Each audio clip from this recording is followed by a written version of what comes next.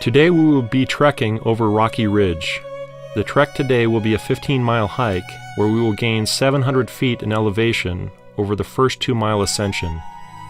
Rocky Ridge was the hardest part of the trek for the Willie Handcart Company. Not because of distance or because of elevation, but because of the conditions. The Willie Handcart Company was the first of the 2 handcart companies to traverse Rocky Ridge. They made their way through blizzard conditions, the wind was howling, and the temperature well below zero. The pioneers were freezing, they were exhausted, and they were literally starving to death.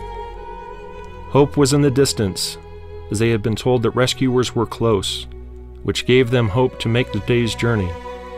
They were weak from living off reduced rations of 1/4 cup of flour per day. They had feared that they would be unable to make it to Rocky Hollow.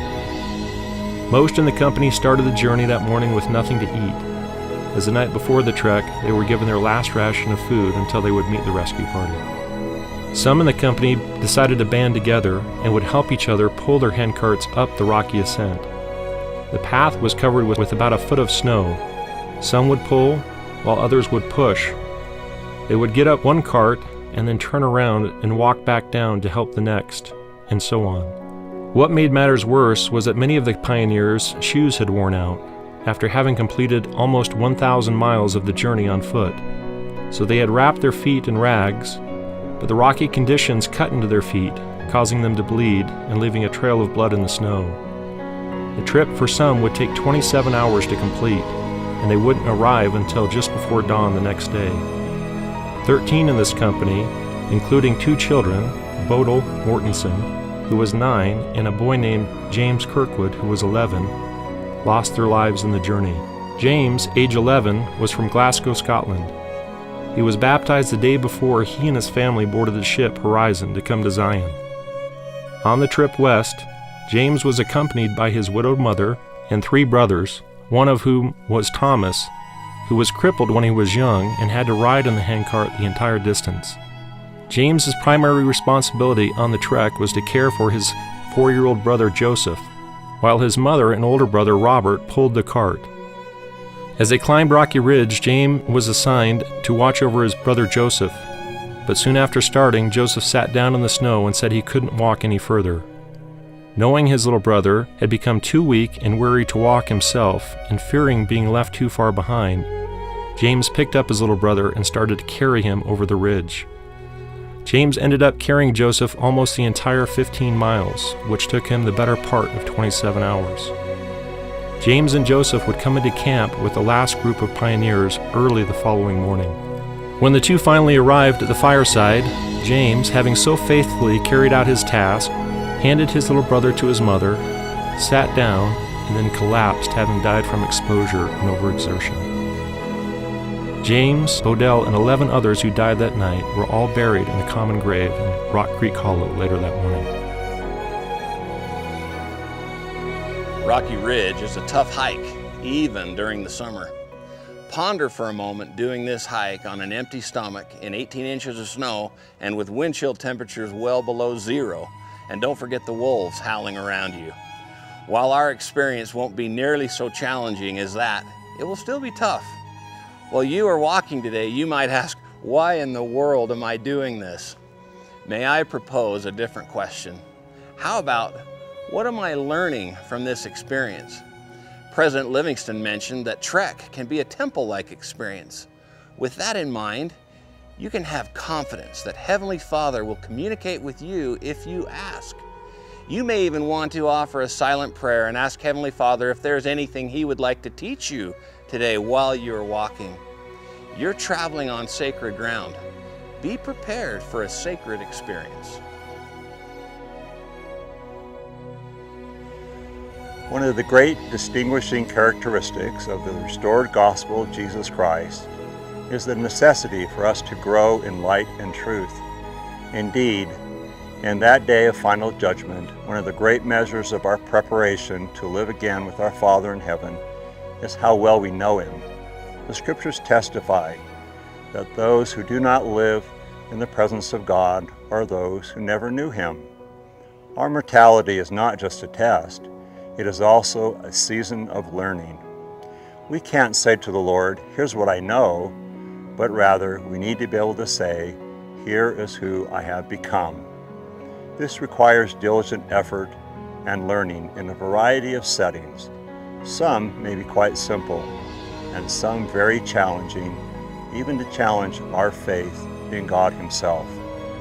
But it is in our difficulties that we learn of Him and come to know Him.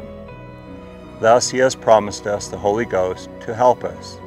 The Lord says, "Fear not, be of good cheer, for I have overcome the world." With faith in the Lord Jesus Christ, we can endure well. We can endure in the assurance that He walks with us and bears us up. What are you becoming? I hope all of us have as our goal to be men and women of strong faith in the Lord, quick to do good and flee from evil, and determined and steadfast in obedience.